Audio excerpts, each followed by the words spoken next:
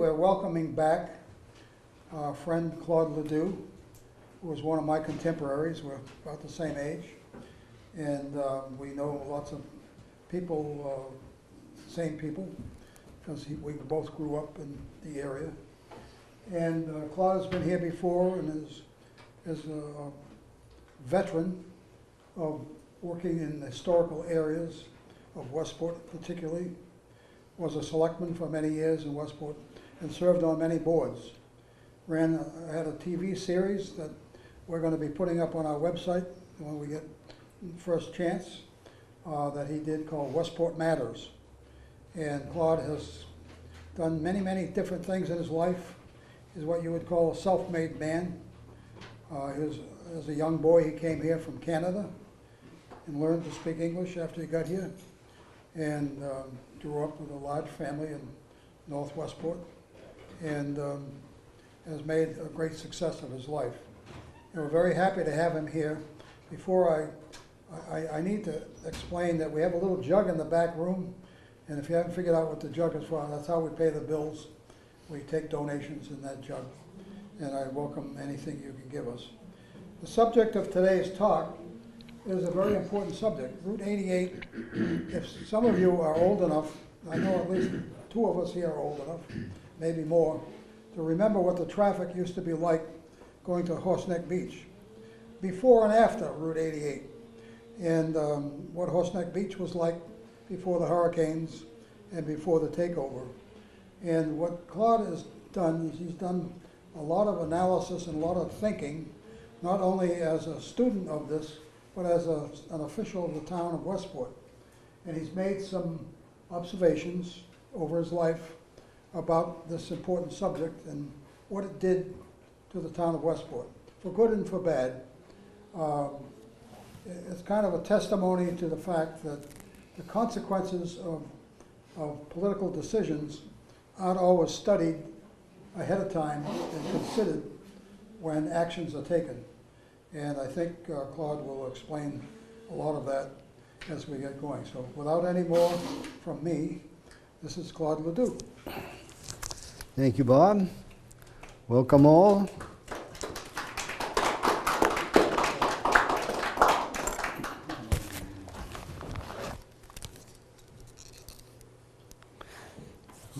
Like all big projects, public projects that affect the physical characteristics of a town or any place else, the after effects are not always foreseen.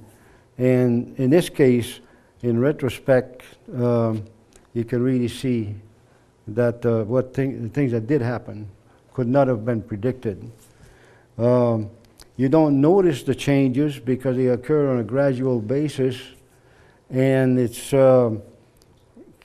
kind of innocuous. You just can't realize that it's happening until you get older and you can put the whole picture back together. Also, I tried to do more on this a long time ago when I was on a planning board in the early 70s, and it could not be done without the tools of today. The town GIS system, which I had quite a bit to do with 10, 20 years ago, that made it possible to get this kind of analysis that I'm going to show you in a little while. Because I've been involved in quite a few things, it helps to sort out what happened and the effects of when and how. Since 1949, at the age of 13, when we came to Westport, we immigrated from French Canada. In fact, a lot of people think that I still can't speak English properly. I was involved with the farming community of Westport a whole lot, and other towns around the area, because farming was the main thing in Westport, Dighton, Swansea, Somerset. So it was very familiar to all of us. It was the chicken farms and pig farms. So having that familiarity, you can see the effects of what it did to farming and other things. So that you have, all right, that's it, yeah. The major effects on the town of Westport and the country actually was World War II. I was familiar with it from my life in Canada as a young kid. I was born in '35. By the time the war started, I was 5, and at that time, because there wasn't so many distractions, you got involved. Even kids knew what was going on in the world because the parents were talking about it, and the nighttime radio news made you very aware of what was going on. So during the World War, Westport, as well as most of the free world of the time, which wasn't a lot, other than this country and Canada and a couple of other places, the World War II, the Westport population, this was after the Depression, everybody joined for the welfare of the country and the welfare of our civilization in a war effort, supplying men and women. And one of the things that happened, again, it was so natural that people didn't notice it. We turned the numerous farms of the country by the millions into producing food and agricultural supplies, the machinery and the efforts of harvesting and all of that. Wall-to-wall production of food was a rule, and it was so important because not only did this country save the world, the whole world, but it also fed the whole world, something we're not aware of because it happened so naturally. The whole world was in such shambles that the food had to come from somewhere, and this country saved the day in food for the world as well as getting rid of a bunch of bad people. So having lived at that time, not being intimately involved, you still learn about the impact that this country and other countries, of course, had on the outcome of the war. After the war, we became more aware of taking care of the problems the war had caused, and the Marshall Plan, which was headed by this country, actually saved the whole world again, enemies as well as friends, to prevent a total collapse into communist rule. The second thing that happened is for a small part of the world, Westport, was Route 88. I was not aware of the startup of Route 88. I went in the Marine Corps in 1952, and so I was away for a few years. And when I came home in '55, this was during the Korean War, and Route 88 was pretty well a done deal. It was being talked about vehemently by many people. Many people were dead against it. Others were for it. But anyway, it was very active in 1955, and in 1956 it started taking the road to construction. Another thing that happened simultaneous with 88, or just about simultaneous, was that the state ordered the destruction of old mill ponds at the head of the East River. What would be the Mouse Mill Pond, which happened to be on the land that we had bought, a small farm off of a Gifford Road in Mouse Mill, and Trout Pond, some of you probably remember that, and the old mill pond, about a 40-acre pond at the head of Westport. The state, chasing windmills probably, ordered those dams, the earthworks, that had worked for probably hundreds of years. They ordered those breached so that we will have free-flowing streams. That might have been okay if it hadn't been for 88. because, as I will show you in a little bit, 88 affected the whole drainage system of the center of the town. And in so doing, caused very high flows to just go crazy all over the place. And I'll show you some of that. The two things coupled together were who would have thought that messing up with those ponds would have caused so much problems later, as well as Route 88, of course. Okay, we can go on one more. If you look at this, this is a slide that Bob provided along with a few others, which give you a much better perspective on what I'm going to talk about. You can see this 12-mile slice through Westport. By the way, 350-foot right-of-way. Why? Why would you say you need 350-foot right-of-way for this road going to the ocean? It's crazy. But it happened. And that went through settled lands, farmlands, open lands, people's homes. It was just like a big giant bulldozer. So you can see how it would have a heck of an impact on the town, which is always it's already narrow to start with, and this is a slice where it's splitting it in two pieces. Okay, let me go to the next one. Let Bob go to the next one. First, you have to figure how and why was that justified? Well, there were two hurricanes in 1954, Carol and Edna, which caused a lot of damage, and it started a ball rolling for taking care of this problem. A lot of the damages of those hurricanes was due to development that had taken place everywhere, actually, with very uncontrolled fashion. We had little tiny house lots everywhere, 2,000 square feet, and very packed, very little regulation. So the damage was very, very noticeable because of the previous developments that had taken place. And that stirred up the need to do something. Then the heavy beach traffic going through Westport Point. Westport Point was very influential, and the beach traffic coming through the point on a Sunday was horrendous.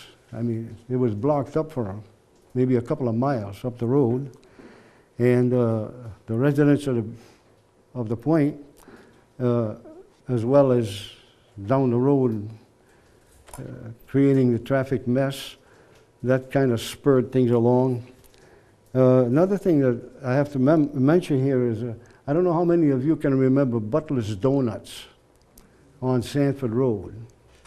When I was in the service, Butler's Donuts, man and wife, small family, decided they were going to start a little business.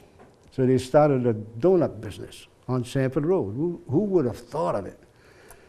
It took off like wildfire.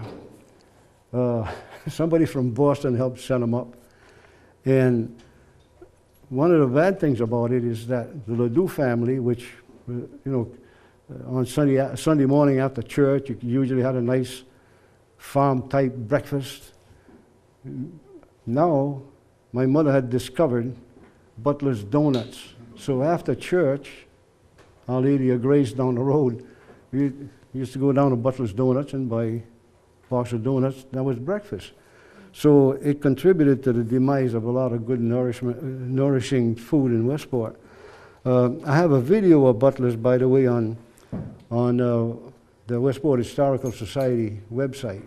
You can look it up. It was a fantastic thing. It was the traffic would be blocked up for maybe a half a mile on each side of the Sanford Road.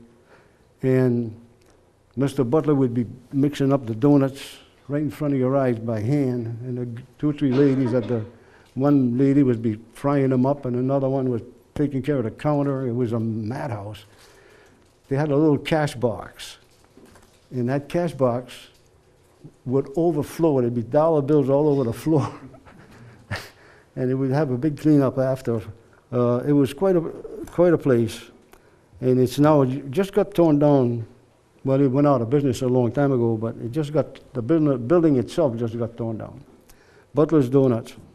Also, as you can imagine, the development interests became very interested with all of this traffic going to a public beach. So there was a big push for this Route 88 construction. And our state rep at the time, John Long, was very much in favor of it. And he influenced the state legislature. He was very powerful in the legislature into paying for this, funding this project. So the big push was to provide cheap and easy access to Horseneck Beach, which we already had that. Everybody could go to Horseneck Beach pretty well free and easy, but this was like a new interpretation. Okay, we'll move on, go to the next one.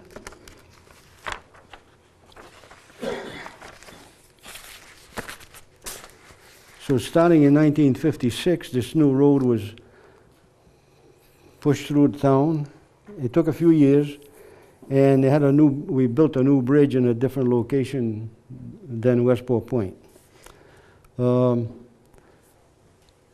This caused, it actually didn't do very much change to our fishing industry because it actually removed the traffic away from the Westport docks.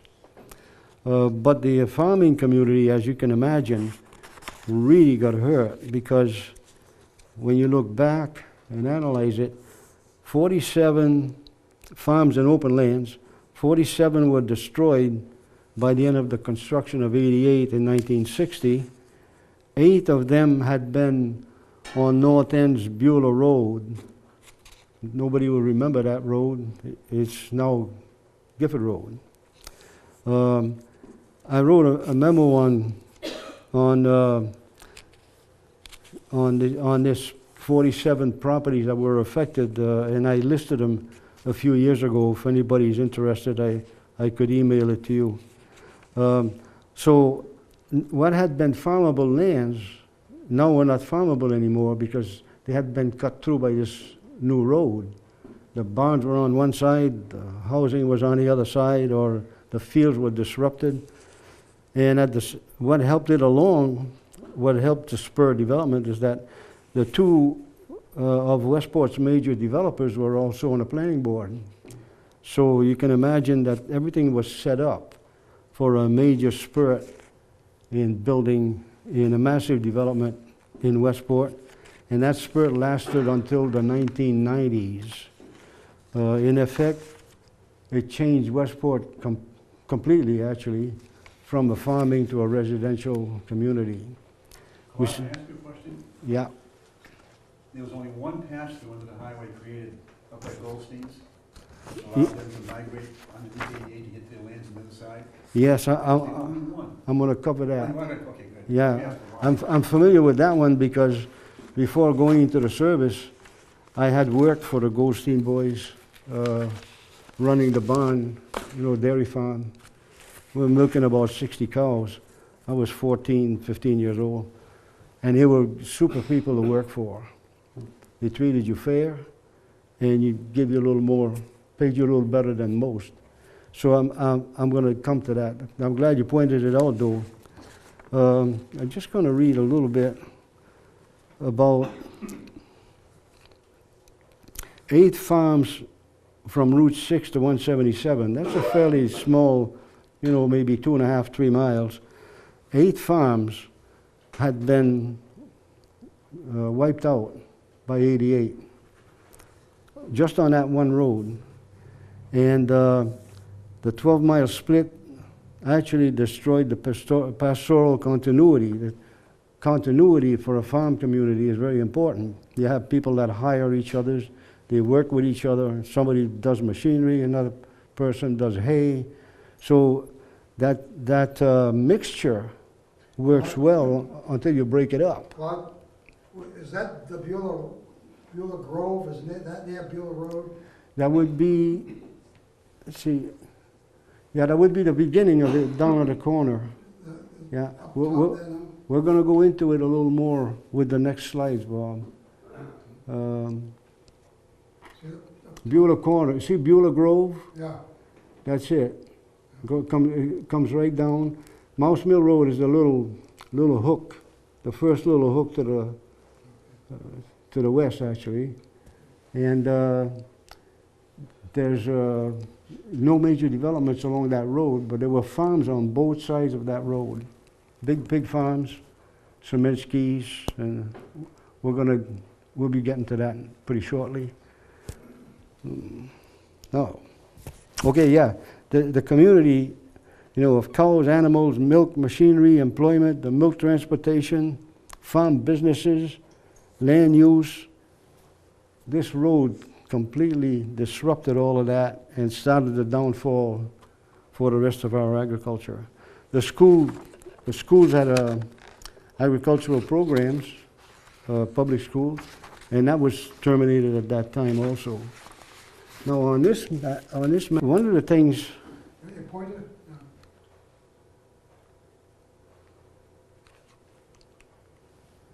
if you look at all this open land, this was still very undeveloped. The railroad line, this was a little railroad station. I think the remnants are still there. You can get at it from Highland Avenue. And they called the area Railroad Park in those days. A small station. Now, this is now Route 6. At that time, it was not called that. This is the start of Beulah Road right here, going this way. And, okay, now we can move to the next one.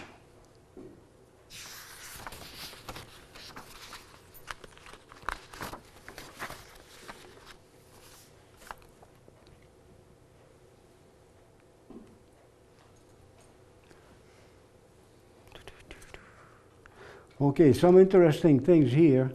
The Goldstein farm would be about here, and up in here was the remnants of the Menard Still. A lot of people don't remember that, but the remnants of it were still there when we moved in. There's a little stream that runs in there into here, and then away back to here, back to Bread and Cheese. They got caught. They were a major still operation. And they got caught because we were dumping the mash into that little stream, which ended up all the way to here, and that's how they caught Menard Still, the Menard Still operations. It was a giant operation during the Depression. Now, coming along, Mouse Mill Pond, one of the ones that was destroyed, right there. Was right there. I'll show you more on that later. And that was on our property. Then there was I could never spot, so far I haven't spotted the Mouse Mill operation because Route 177 was not there at this time. But up in here, ultimately, see the mill pond? Giant mill pond. There was only, when they destroyed that dam, the pond has been going fallow into a swamp, so essentially, since that destruction in 1960. That's the mill pond above the head of Westport. Right. Just when you go through the head of Westport, the mill pond. Used to be full of eels when I was a kid. Yeah, I can imagine because it was prime. Now I see once they made everything, after the destruction of the dams, all of that sedimentation, the bread and cheese watershed. I go back up? Yeah, that we see it better here. This one, this drains about 10,000 acres of watershed right into the Reese River. The other part is at the Lake Nokichoke here, about 30,000 acres of watershed joins with Brennan Stream in this area, and that drains into the East River. So you went to school right there, right? I went to the factory school, yes, that's right. Right there, Yeah, right underneath Westport factory. yeah, yeah. That was quite a day. We landed, was in March, snowy, and after about a 24-hour ride through the back roads from Canada, 8 kids. I was in a truck with one of my brothers and my uncle. Everything was packed up in the back of this stake truck. We landed at where we were going to stay. My father had come down a month before to buy this place, and the school nurse came by a couple of days later. I think she might have been early the next week, just to check out this new bunch, and they were very efficient. She checked all of us out, and she could speak French, which was a big help because none of us could speak English. And she told us, these two, the bus will come by a certain time on that bus, these 3 on that other bus, and so on. So it was quite a revelation to jump on a bus with a bunch of kids you didn't know and you couldn't talk to. So but then as the bus stopped, to pick up other kids, and became a regular schedule, you got to learn who was around, and it didn't take long to learn the sign language. And fortunately, we landed in a farming community. We had come from a farming community, and farmers all over the world are the same. All it is a different language, that's all it is. The customs and the way the people behave is worked out all right. Okay, we can get let me see. Yeah, okay, I think we talked about this one good enough. Let's go to the next one.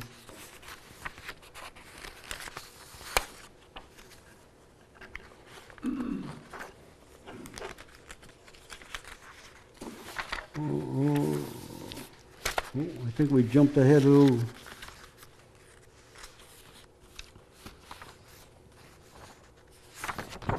Yeah, we jumped quite a bit. We jumped ahead quite a bit, we jumped ahead. I did. You want to go back to the map? Yeah, go back to that, because I have something about to mention on all the maps, actually.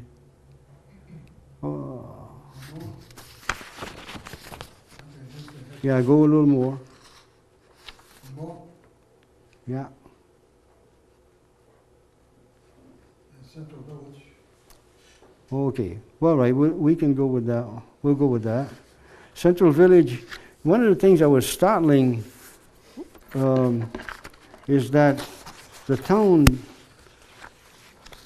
even in our day, in the 50s and 40s, the concentrations concentration of people was really in small areas. The rest of it was spread out, and it was mostly farmlands.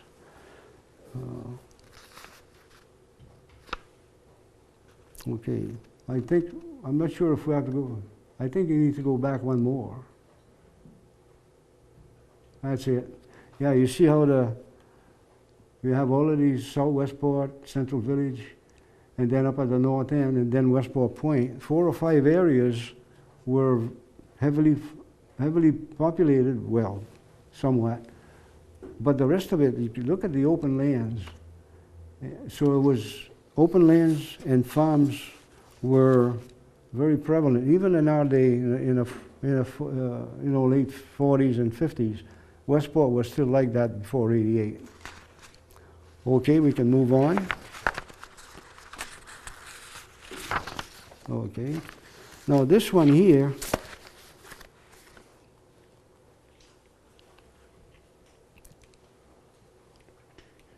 yeah, here's, we're going to the south now a lot more. And this little stream here, this is interesting because we have now left the mill pond up here. And now this tiny little stream down the south end of Westport, this is East Horse Neck Road, Dartmouth, and this is Cross Road. Our place is right about in here. And we bought this as open land early 62, about 1962 or so. This little part of Westport, right here, is the only part of Westport that drains to Buzzards Bay. You know, you hear a lot about how Westport is polluting Buzzards Bay. This is the only part of Westport that drains to Buzzards Bay. And it does it through Dartmouth, because once you cross this road, you go through Dartmouth for 2-3 miles to Allen's Pond and then into Buzzards Bay. So the big hullabaloo about Westport polluting Buzzards Bay, that's what it is. It's just baloney. Claude, what do you call that brook? You know, I call it Ledoux Brook. but if there's a Gifford in here, he would call it Gifford Brook. Zilphy Brook. What? Zilphy. See why I didn't know it? There's no sign. We're trying to keep it quiet. But through Gifford historian, I would take his word for it. That was because my place was called Zilphy Brook Farm a long time ago. Yeah. And there was a little house below the barn at my place, that little earthen stone house, and it belonged to an African American family, and their name was Ocker, and the lady's first name was Zilphia, and so they always called it Zilphy Brook. Well, I'll go along with it. We should get a sign on it. Because if I put Ledoux up there, everybody steals the sign. Nobody wants to see that sign. Thank you for that. That's let's get on it. Let's work on that and get a sign up there. All right. Okay, but this is an important part of this map, because out of all the rest of the place, the only part that drains to Buzzards Bay is that small area, and it's all drained through forest land. No more cows on it anywhere into that drainage. Just wanted to clear that up. It's a pet peeve.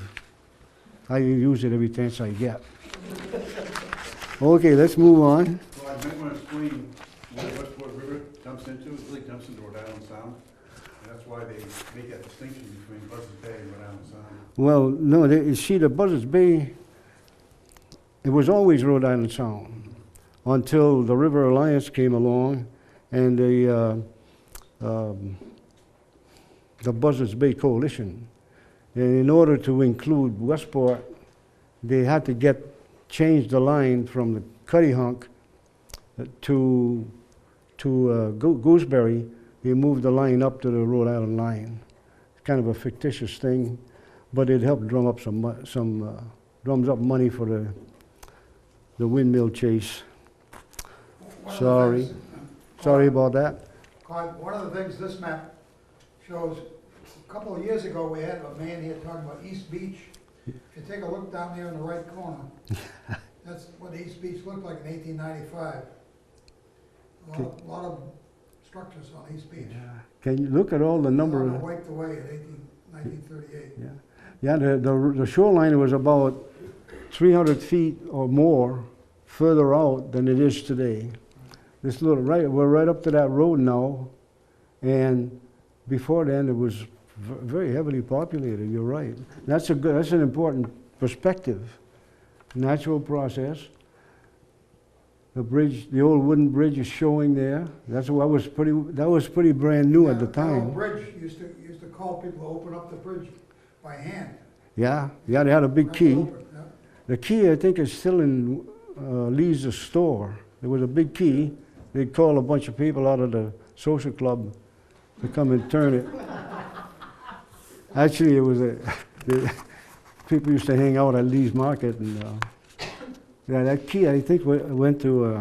I'm pretty sure it was I know it was at Lee's. I'm not sure if it's still there. It's a big key. Yeah, it's a swing bridge. Okay, we can move on.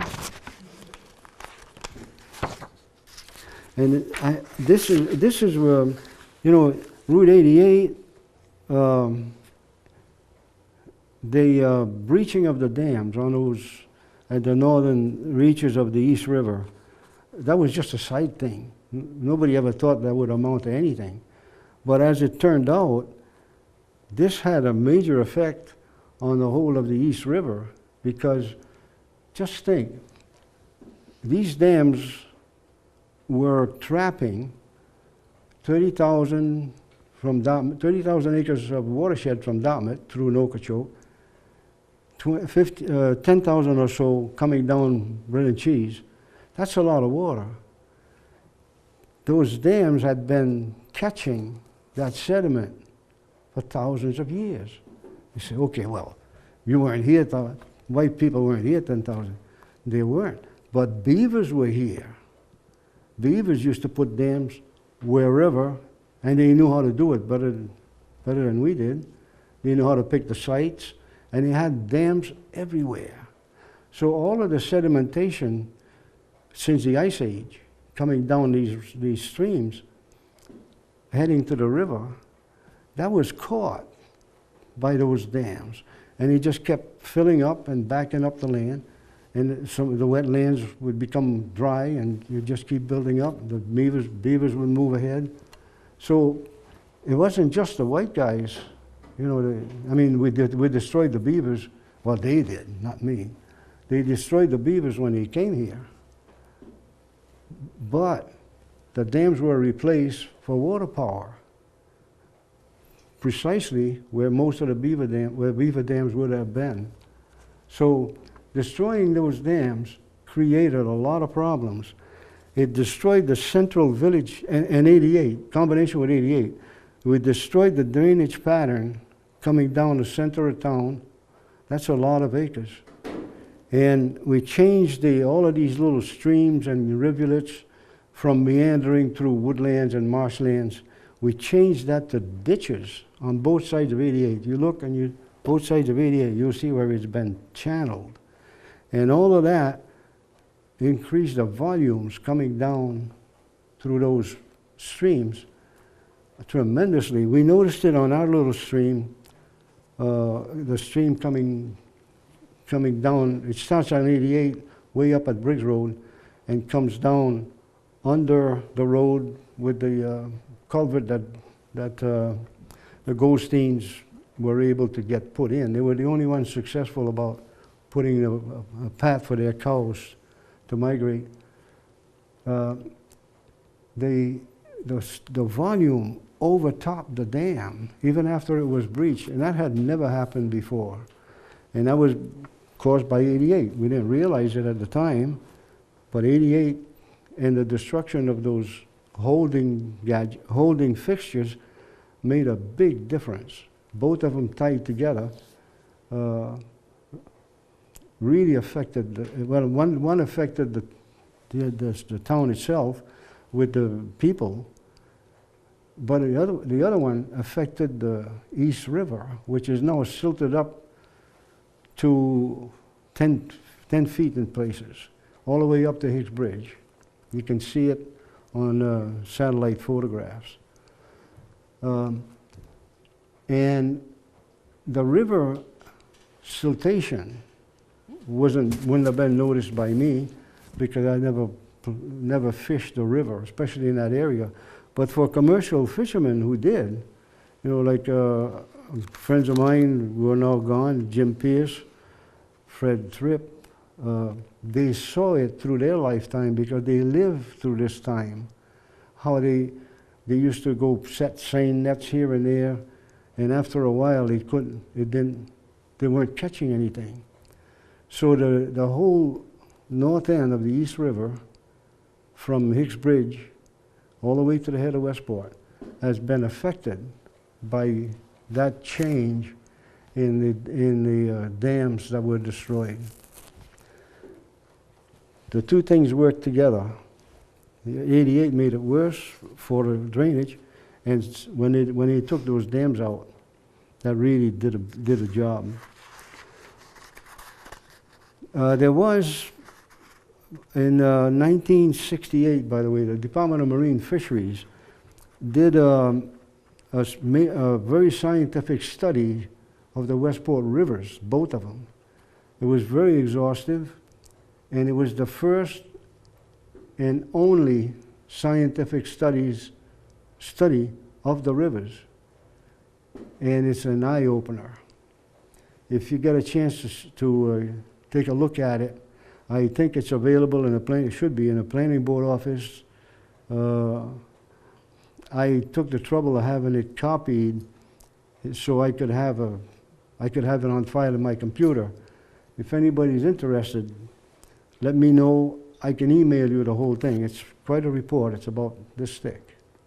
And it really deals with the status of the river in 1968, which was 10 years or so after the major effects of '88 started setting in.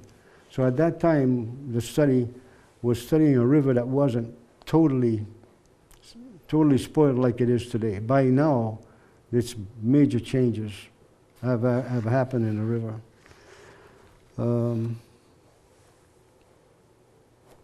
Okay, I think we can move on with this one. Just going to give a little more on there were major studies, by the way, on the river done by a couple of by Boston University and a company by the name of GHR, an environmental outfit. In the 1980s, they did studies of the river, and they documented that the problems that we see with pollution, blooms, and stuff like that, is the major source of all of that is river sedimentation by stormwater. That's the worst pollution for the rivers. Hundreds of stormwater outfalls complicate this problem and keep it going continuously. That's been ignored by environmental groups to a large degree, chasing windmills and in neglecting the major problem. They go looking for nitrogen and spending a lot of money and time, but the stormwater is the major problem. And it's been proven in those studies, which are now pretty well shelved and ignored. I just wanted to mention that because those, when you neglect, when you're looking for an objective before you figure out the facts, you're just wasting your time. And it's a typical example of time wasted. Okay, we'll go to the next one.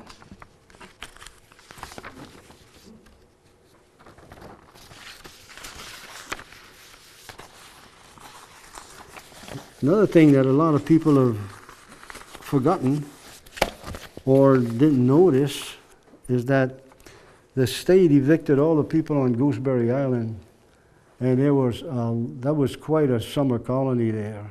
Nick the Greek, I don't know if you can probably remember that. They had a heck of a beer hall on there. I was just getting out of the service and I happened to hit it a couple of times. But thousands of people, who lived on, I think used to summer on Gooseberry. And the state moved them all out, took the place over. And those people kind of like to come to Westport. So they settled in summer colonies all up and down the river, Petty Heights, and a whole bunch of other ones. Very tight, 2,000 square foot lots, very little regulation. The development sloped to the river this way, so the septic systems get into the river very quickly. And those problems are being ignored. They're not being dealt with, rather than the real thing, which is stormwater. It's a sewage, heavy nitrogen content flowing underground into the river, and then it gets dispersed. Westport Point is probably one of the major problems because they're right. There is so much of it at Westport Point, straight into the water, very narrow, but you can't see it there because it's salt water, so it destroys the bugs. So all we got to do is get more salt water. I just wanted to mention that because the eviction of Gooseberry Island people spurred spurred a lot of riverside development all up and down the river, especially the East River. And just for a reference that can be measured, the student population, in 1975, we had 300 new families move in. Our lot size at that time was 20,000 square feet. We were just in the process of, actually we had jumped to 40,000 a year or two before, but there was 2,000 or so lots that were of the smaller size that were grandfathered. So we were still heavily moving along in that direction. Our student population was 2,600. People used to move in 3 or 4 kids per home, which is all right. All working class. And now our school population is about 1,500 or less. So you can see the changes in the demographic. Oh, I don't know if I should mention this one, but just as a sidelight, when 88 was cut, it was a straight line, 300 feet wide, so they removed all the woodlands. And they needed people to cut wood. And they figured the best way to get people is to give them the wood. So there's a whole bunch of people that jumped into cutting wood on Route 88. And I jumped in on it. I was getting out of the service and needed a little work. So quite a few people were doing it. We would haul 4-footers to the pulp mill in East Providence. It was very active. And they would, especially if you were one of the younger guys, they would give you, there were these long piles of 4-foot pieces of wood. We're talking things, 100 pounds, 150 pounds, something smaller sometimes. And they would put the young guys stacking on piles that were already 8 feet high. They went 12 feet. So they had these giant piles of pulpwood, 12 feet, stacked up to 12 feet high. So we would cut it in the woods, drag it out, get it out somehow on your back or whatever, put it on trucks, drive up, way in, way out. And it used to get $6 a ton. $6 a ton, cash money. That was the price for a going ton of wood at the pulp mill. I mean, after doing that for a while, I noticed my knuckles were starting to drag the ground. So I thought I should start, maybe go learn something else. They stripped the whole 350 feet? No, they didn't do the whole thing, but in some spots they had to, because they had to move dirt around, build, take out. So in some spots it was pretty wide, yeah. And you can see it readily where you have even stages of wood for a long periods, all the same size trees, Okay, let's go to the next one. Would be, that's it. Now, what made the next slides possible, and I'm not going to have to talk very much on the other ones, is the use of the town GIS system. I think we got that done sometime around in the 1990s, where we finished putting it together and got the money for it. And that GIS system, anybody here can get into it. You go to the town Westport website, click on that, you can find out everybody that lives in Westport, what their land looks like, if it's wet, dry, how much tax they're assessed for, how much they're paying. So it's a very useful system. You don't need to run to the registry for the way it is today. So the following 10 maps, we're going to show you all the changes, all the way from Beulah Road, the beginning of 88, all the way down to the Westport, past Westport Point on the other side of the river. It's going to show all the Beulah Road farms, the Goldstein farm, where they have the only culvert. The culvert's still there. Well, of course it would be. It's hard to find. It's been all overgrown now. The Menards still was on their, at the upper end of their farm. We used to hunt all that area when we were kids. They also succeeded in Sullivan Drive across from the fire station, and that would allow the machinery, their farm machinery, to go up that drive and get to the back of their lands for harvesting. So it's very, the maps really give you the details that you need to make this judgment. Okay, Bob, we can hit the maps now. There's the beginning, the Gifford Road. You see all the farms that were there, and these initials are the developers that put them in, that developed the farms. They're all now developed. Trout Pond Acres is up in this area, very upscale development. Interesting thing is that Gifford Road, all the lands to this side drain to 88, and then down along 88 to Mouse Mill Pond, where it used to be the pond, and then back to the Bread and Cheese Brook. Everything on this side of Gifford Road drains directly to Bread and Cheese. It's funny how the roads were putting on a higher ridge, at a higher area, and that automatically dictated how the waters would flow. The Semensky farm, this one, they were Polish immigrants, very hard-working people. The Medeiros farm here, they raised thousands of pigs. I mean, thousands. And everything worked very well. It was nice. There was no abuse of animals or anything. Not in those days. Farmers wouldn't abuse animals in those days. But it's amazing that there was so much production here and here. Then the rest of them was dairy farms and veggie farms. Just in that little area. Okay.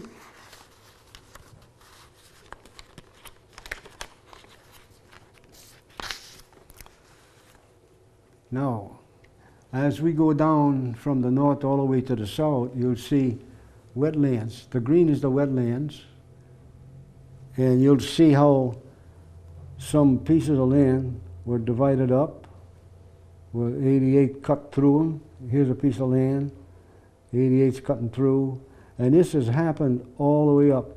Wherever there was a cut through, you'll see it delineated by this kind of stuff. And the wetlands, I think, well, you see that where I use a different kind of a pattern. Anyhow, you can see how the effect of 88 on wetlands and how it's cut through all of these other lands all the way up. We'll just move along, Bob, on that. Oh, by the way, the thing I wanted to mention is that the green that you see is wetlands, state delineated wetlands. The true amount of wetlands is usually bigger than that. This was done by the state flyover airplanes many years ago, and they only delineate what's available with the system they used. And it's pretty accurate, but usually if you're going to do building on that land, you're going to need to delineate it officially, and the official delineation would be about 1/3 to 1/2 bigger than what you see.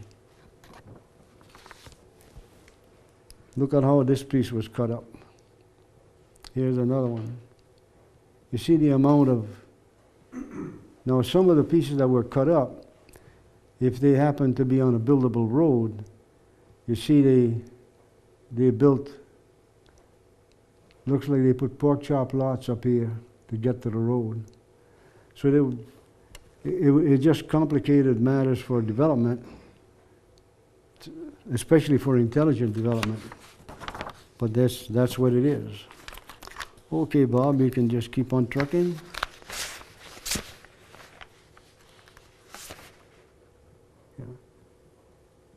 So the division keeps going, the wetlands keep being changed. That's 177. Okay, keep on moving. Look at that stretch. See how straight that is? Now this was regardless of how the land was. You see, you can't do that. You can't build like this anymore because of if you've got deep hollows where it's very wet, you would have to make all kinds of special arrangements to not bother the frogs and all of that stuff. So the development today would be much different than what you see here. But that's the way it was in those days. The South Coast Rail is an example of that.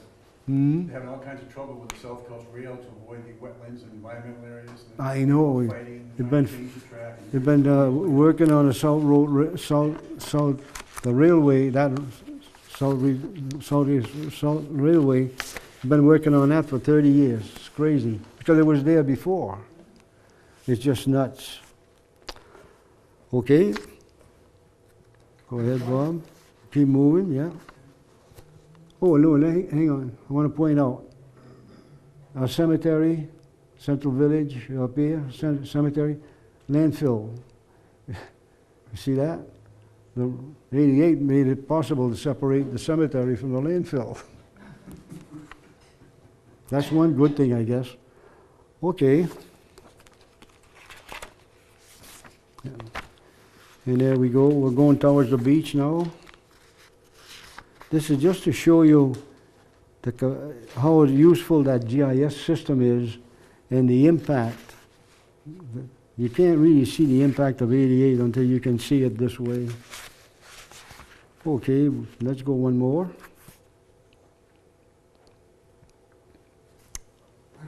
Okay, Bob, one more. There you go. Now the new bridge 88, of course, is here rather than the old bridge, which was here. The old road, Bridge Street, used to come through here, and this used to be the road at Horseneck, where we had all of these little developments, the little honky-tonk coffee shops and soda and hot dog joints, and people used to just come, and everybody had their own favorite place where they would go and turn the kids loose to let them go out swimming here. It was a very busy place. It still is. Okay, one more. There's one more, and I think we're going to be next one. That's the other. Looking at it a little bit different. You see the old bridge used to come right. This is coming right across. The old bridge was right here. Lee's Wharf and Back Eddie Restaurant comes right next to the old bridge pilings. Okay, one more, and I think we'll have it. There it is. That shows how 88 branches off to go along the beach, and branches off to the old Bridge Street, which is now blocked. That goes to Tripp's Boatyard, Back Eddie, boat parking, and that's the whole thing.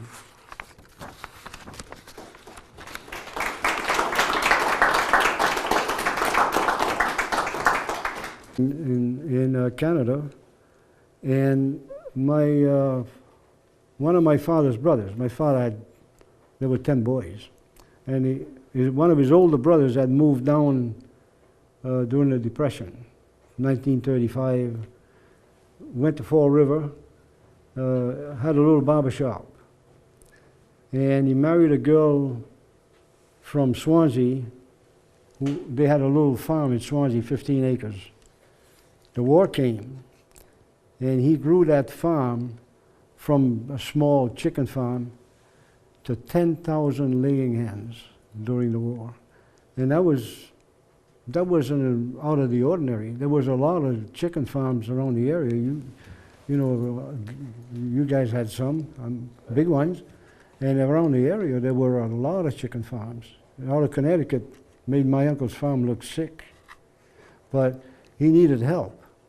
So my father came down to work for him and with him. We used to empty out grain cars at the Dighton Railroad siding, which is still there, covered over. It's all grown up now, grown over. We used to empty out grain cars by the thousands of bags. I think a grain car would have maybe 2,000 or 3,000 100-pound bags. It was all 100-pound bags. And my father and I used to empty out those grain cars day long, all day long sometimes, and take it to the grain shop, stack it up, laying mash, growing mash, horse feed, you know, stack it all up in different. And the beauty, one of the things that was really great, twice a week we would load up the truck and do deliveries all over the place. Dighton, Warren, Fall River, down the Flint, at the Flint and Fall River. You got to know every farmer in town. Yeah, well, yeah, and you know, other people was, you'd be all sweated up and they'd say, hey. And the ladies wanted certain bags to make dresses with them. Well, I still have pictures of a grain bag dress that my mother, she made the skirts and the pattern on it was beautiful cotton, grain bag cotton, and beautiful patterns of all kinds. Some for better for girls. Plus, when you're unloading the truck, and they wanted the one in the back, oh yeah, didn't make you too happy. Well, we loaded it back to front to back, first off in the back. Yeah. And when we pulled into a yard, and you saw the wife come out, you knew you were in trouble. She had started a dress, you know, with some pattern, and she would go down the load, and it invariably it'd be like middle of the load or something. This one, she wants that one. So you had to kind of break the load apart and give her that pattern. Maybe get a cup of coffee for that, though. Well, they usually had, they were very, one of the things I can remember to this day was so great. Well, a winter day, my father and I had been plugging away all day, snow and everything, hauling grain bags into the chicken coops. And we ended up at this Cavallo, Mr. Cavallo in Warren. And he was a Portuguese immigrant, little family. And immigrants, everybody, you had something to talk about, you know. And after we unloaded his bags, he even give us a hand. A lot of times people would do that, you know. And he said to my father, he said, come with me in the house. Oh, no, I said, you come with me. It was dark, cold. We had been slugging away all day in the snow. So finally, he didn't take we went in the house. There was like got a bunch of kids, black hair, rosy cheeks, you know, and they were all running around, and the wife, a little woman, kind of chunky, smiling, and there was like a picnic table. We sit down. We sit down, and she had a bowl of soup, that Portuguese soup. I'd never had that in my life. I'm French Canucks, pea soup, that's it, you know. No pea soup. And she put out a couple of big bowls of that with some nice Portuguese bread and butter. That was the best meal I ever had. Yeah, never forgot that one. Recently, the people in Dartmouth don't want Round Hills Beach to become a state beach. Was Horseneck Beach part of the Route 88 deal, or how did that go? What do you have to say about Horseneck Beach? Horseneck Beach was all privately owned, all small pieces, private owned, and they got eminent domain. There was no choice. When the state decided we're gonna build that, they took it. Is there ever any way to resist eminent domain, or is it always a done deal if it gets legislatively unopposed? Well, I guess today you would get market value. In those days, if you didn't want to get market value, you had to fight the state. I think they took a little piece of our land, we got $12, Yeah. you know. Well, So what can those people in Dartmouth do if they want to make it into a state beach? I don't know, the Dartmouth people are all moneyed people, so I'm not worried about them. They're I'm worried worried, that they'll I'm lose worried- their beach, really.